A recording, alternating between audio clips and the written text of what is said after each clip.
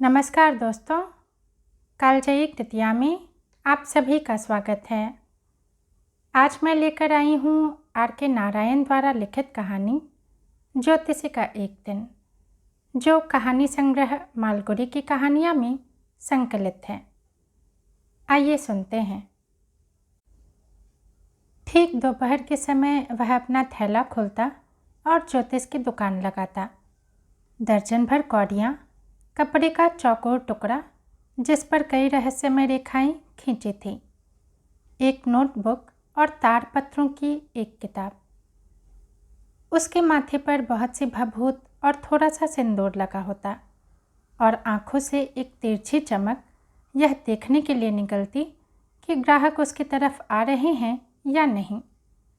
लेकिन सीधे साधे लोग इसे दैवी शक्ति मानकर भरोसे का अनुभव करते। उसकी आंखों की शक्ति चेहरे पर सबसे ऊपर लगी होने के कारण भी बढ़ जाती। ऊपर माथे पर प्रभावी तिलक और नीचे गालों तक फैली बड़ी काली मूंछों के बीच दमकती दो आँखें। किसी अल्पबुद्धि के लिए भी इस तरह सजी आँखें बड़ी कारगर सिद्ध होती। प्रभाव जमाने के लिए वह सिर पर गेरुआ रंग की पगड़ी भी पहनता। यह रंग उसे हमेशा सफलता प्रदान करता था। लोग उसकी तरफ इस तरह आकृष्ट होते जैसे फूलों पर मक्खियाँ गिरती हैं। टाउन हॉल के पार्क से लगे रास्ते पर वह इमली के एक विशाल वृक्ष की दूर दूर तक फैली टहनियों की छाया में विराजमान होता। यह ऐसी जगह थी जहाँ सवेरे से देर रात तक लोगों की भीड़ गुजरती रहती। संकरी लंबी सड़क पर दोनों तरफ तरह तरह की छोटी छोटी दुकानें लगी होती। घरेलू दवाई बेचने वाले, चुराए हुए लकड़ी लोहे के सामान की दुकानें, जादूगर और सस्ते कपड़े की एक दुकान, जिसके लोग जोर जोर से चिल्लाकर हर वक्त लोगों को बुलाते रहते। इसी के बगल में इसी तरह शोर करने वाला एक मूंगफली विक्रेता, जो हर अपनी चीज़ को एक नया नाम देता। किसी दिन बम्बई की आइसक्रीम, किसी दिन दिल्ली की बादाम, किसी दिन राजा की सौगात, और लोग हर वक्त उससे खरीदारी कर रहे होते। भीड़ के बहुत सारे लोग ज्योतिषी को भी घेरे रहते। वह बगल में लगी मूंगफलियों के बड़े से ढेर के ऊपर धुआं देती जलने वाली आग से निकलती हल्की रोशनी से ही अपना काम चलाता। यहाँ म्यूनिसिपैलिटी ने कोई रोशनी नहीं मुहैया कराई थी। दुकानों पर लगी छोटी छोटी रोशनियों से ही सबको काम चलाना पड़ता था। एक दो के पास गैस के हंडे भी थे, जिनमें से हर वक्त सूं की आवाज़ निकलती रहती। कुछ दुकानों पर खंभों से रोशनी की नंगी लपट निकलती रहती। कुछ साइकिलों के छोटे छोटे लैंपों से काम चलाते और ज्योतिषी की तरह कुछ अपनी रोशनी के बिना ही दूसरों के भरोसे गुजारा कर लेते। तरह तरह की इन बहुत सी रोशनियों से एक अलग ही मंजर बनता, जिनके बीच से चलते निकलते लोगों की छायाएं अपना रहस्यमय समा बांध देती। ज्योतिषी को यह माहौल इसलिए भी बहुत सही लगता क्योंकि जब उसने ज़िंदगी शुरू की थी तब वह ज्योतिषी तो बनना ही नहीं चाहता था। दूसरों की ज़िंदगी में क्या होने वाला है यह जानना तो दूर, वह यह भी नहीं जानता था कि उसकी अपनी ज़िंदगी में अगले मिनट क्या होने वाला है। तब उसे न तो सितारों की कोई जानकारी थी, न उन बेचारे लोगों की जो उसके ग्राहक बनते। बातें करने में वह बहुत कुशल था, जो लोगों को खूब पसंद आती। इसलिए अनुमान और अभ्यास से इस काम में उसने अच्छी महारत हासिल कर ली। यही नहीं, दूसरे सभी धंधों की तरह यह धंधा भी उतना ही ईमान का धंधा था और दिन भर की मेहनत के बाद वह जो भी कमाई शाम को घर ले जाता वह ईमान की ही सही कमाई थी। उसने जब गांव छोड़ा तब यह नहीं सोचा था कि क्या करेगा। गांव में ही रहता तो वही सब काम करता जो पुरखे करते आए थे, यानी खेती का काम, शादी और बच्चे और पुराने घर में हमेशा की तरह गुजर बसर। लेकिन यह नहीं होना था। उसे बिना किसी को बताए घर छोड़ना पड़ा था और आसपास नहीं, करीब 200 मील दूर इस कस्बे में आकर सहारा लेना पड़ा था। किसी गांव वाले के लिए यह बहुत ज़्यादा दूरी थी। दोनों स्थानों के बीच एक समुद्र की तरह। मनुष्य की समस्याओं और कठिनाइयों की उसे गहरी जानकारी थी। शादी ब्याह, पैसा और आपसी संबंधों की समस्याएं। लंबे समय तक यह काम करके वह इसमें निपुण हो गया था। 5 मिनट में ही समझ जाता कि असली परेशानी क्या है। एक सवाल का वह 8 आना चार्ज करता है और तब तक मुंह नहीं खोलता था जब तक दूसरा कम से कम 10 मिनट तक अपनी बात नहीं कह लेता। इससे उसे 10 जवाब और सुझाव सूझ जाते। जब वह ग्राहक की हथेली देखकर कहता, तुम्हें अपने कामों का पूरा नतीजा नहीं मिल रहा है, और 10 में से 9 लोग उसकी बात से एकदम सहमत हो जाते। या वह सवाल करता, तुम्हारे परिवार में कोई औरत है या कोई दूर का रिश्तेदार है जो तुम्हारी खिलाफत कर रहा है? या वह उसके चरित्र का विश्लेषण करते हुए कहता, तुम्हारी ज़्यादातर परेशानियां तुम्हारे अपने स्वभाव के कारण हैं। इसकी वजह यह है कि तुम्हारी राशि में शनि बैठा हुआ है। तुम हिम्मत वाले आदमी हो और कभी कभी तुम्हारा व्यवहार कठोर भी हो जाता है। यह आखिरी बात सबको एकदम सही लगती, क्योंकि बेहद कमज़ोर आदमी भी अपने को हिम्मती सुनकर खुश ही होगा। मूंगफली वाले ने अपनी आग बुझाई और घर जाने के लिए उठ खड़ा हुआ। ज्योतिषी के लिए यह मानो सूचना थी कि वह भी अपनी दुकान बंद करे, क्योंकि एक छोटी सी हरी रोशनी को छोड़कर जो कहीं दूर से आकर उसके सामने पड़ रही थी, उसके इर्द गिर्द एकदम अंधेरा ही छा जाता। उसने अपनी कौड़ियाँ बटोरी, कपड़ा और किताब समेटी और दूर से आती हरी रोशनी भी तभी बुझ गई। लेकिन उसने देखा कि सामने एक आदमी खड़ा है। यह सोचकर कि यह आदमी उसका ग्राहक हो सकता है या बनाया जा सकता है, वह बोला, बहुत परेशान दिखाई दे रहे हो। अच्छा हो, थोड़ी देर यहाँ बैठकर आराम करो और मुझसे बातचीत करो। आदमी जवाब में कुछ भुनभुनाया। ज्योतिषी ने बात दोहराई तो उसने अपनी हथेली उसकी नाक के आगे कर दी और बोला, बड़े ज्योतिषी बनते हो तुम। ज्योतिषी ने चुनौती से महसूस करते हुए हथेली पकड़ ली और कहना शुरू किया, तुम्हारा स्वभाव ऐसा है। यह सब मत बको, कोई सही बात बताओ। ज्योतिषी को कुछ ताव सा आया। बोला, एक सवाल के मैं सिर्फ 8 आने लेता हूँ और इतने में ही मैं तुम्हें कई बातें बता दूंगा।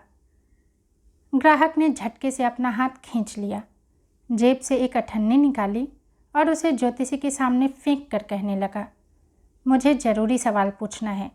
अगर मुझे लगा कि तुम धोखेबाजी कर रहे हो तो ब्याज समेत अपनी अठन्नी वापस ले लूँगा। ठीक है, लेकिन अगर मेरे जवाब तुम्हें ठीक लगे तो तुम मुझे 5 रुपये दोगे। नहीं दूंगा। तब भी तुम मुझे अठन्नी ही दोगे? चलो दूंगा, लेकिन गलत होने पर तुम्हें मुझे 2 गुना देना पड़ेगा।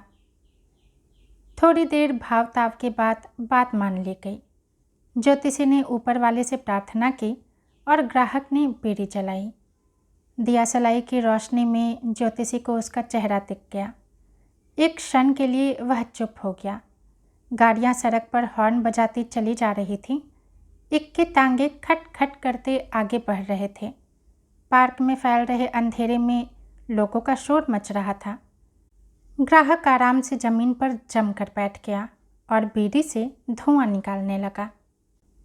ज्योतिषी ने उसकी ओर देखा और अठन्नी वापस फेंक कर कहने लगा, रहने दो, मैं तुम जैसे लोगों से दूर रहता हूँ।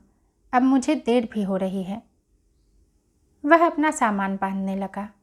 ग्राहक ने उसका हाथ कसकर पकड़ लिया और बोला, अब मैं तुम्हें नहीं छोड़ूंगा। मैं तो रास्ते से गुजर रहा था, तुमने ही पकड़ लिया।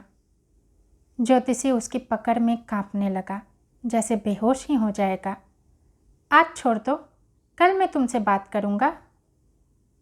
ग्राहक ने हथेली उसकी नाक के आगे की और बोला, चुनौती तो चुनौती है, अभी बताओ। हार कर ज्योतिषी ने कहना शुरू किया, कोई औरत है।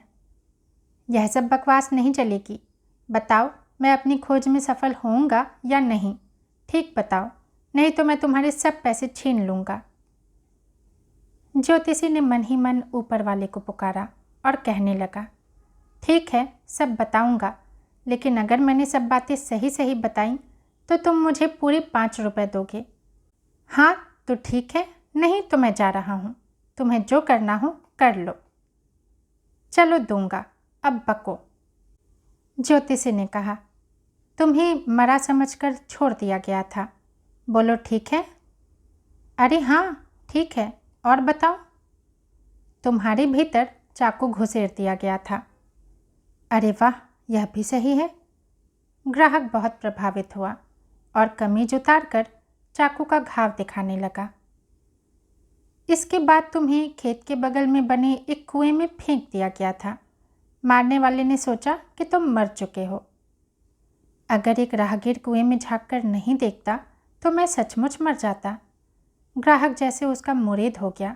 बोला, अब यह भी बताओ कि वह आदमी मुझे कब मिलेगा।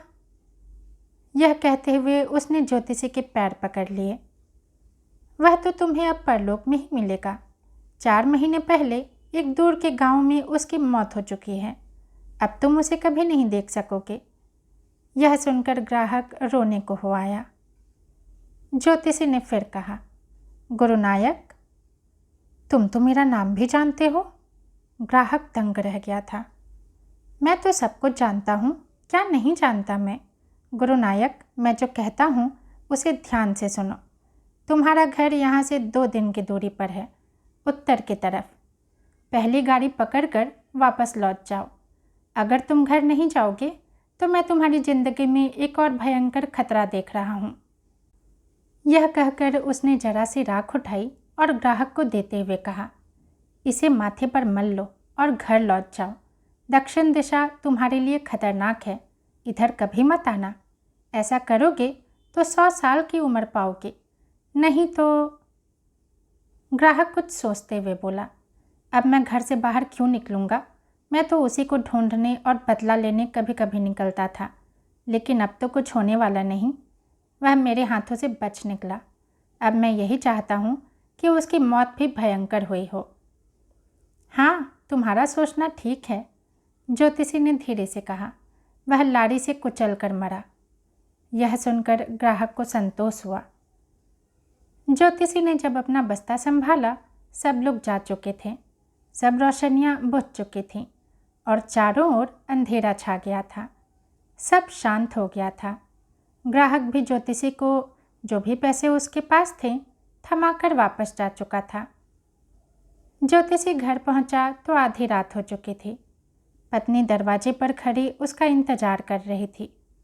पूछने लगी, इतनी देर क्यों हो गई। उसने सब सिक्के उसे थमा दिए और कहा, इन्हें गिन लो, एक ही आदमी दे गया है। 3, 4, 4.5 रुपए। गिनते हुए पत्नी बोली। वह बहुत खुश थी। कल मैं गुड़ और नारियल खरीदूंगी। बेटा कई दिन से मिठाई की जिद कर रहा है, मैं उसके लिए कुछ बढ़िया चीज़ बनाऊंगी। सुअर मुझे ठग ले गया, उसने तो 5 रुपए देने को कहा था, ज्योतिषी कह रहा था। पत्नी ने परेशान होकर पूछा, क्या बात है, कुछ लफड़ा हो गया है क्या। अरे कुछ नहीं, छोड़ो। खाना खाने के बाद बिस्तर पर लेटकर वह कहने लगा, आज मेरे सिर से बहुत बड़ा बोझ उतर गया। इतने दिनों तक मैं डरता था कि एक आदमी का खून मेरे हाथों में लगा है, इसीलिए मैं घर छोड़कर भागा था और तुमसे शादी करके यहाँ रहने लगा था। वह आदमी जिंदा है। चौंक कर पत्नी ने कहा, तुमने किसी का खून किया था। हाँ, गांव की बात है। तब मैं जवान था और बेवकूफ़ भी। हमने शराब पी, जुआ खेला और एक दिन खूब लड़े। अब यह सब सोचने की क्या ज़रूरत है, अब सो जाएं। यह कहकर उसने अपने पैर फैलाए और सोने की कोशिश करने लगा। दोस्तों, कहानी यहीं समाप्त होती है। यदि पसंद आई हो तो लाइक करें और चैनल को सब्सक्राइब भी ज़रूर करें। धन्यवाद।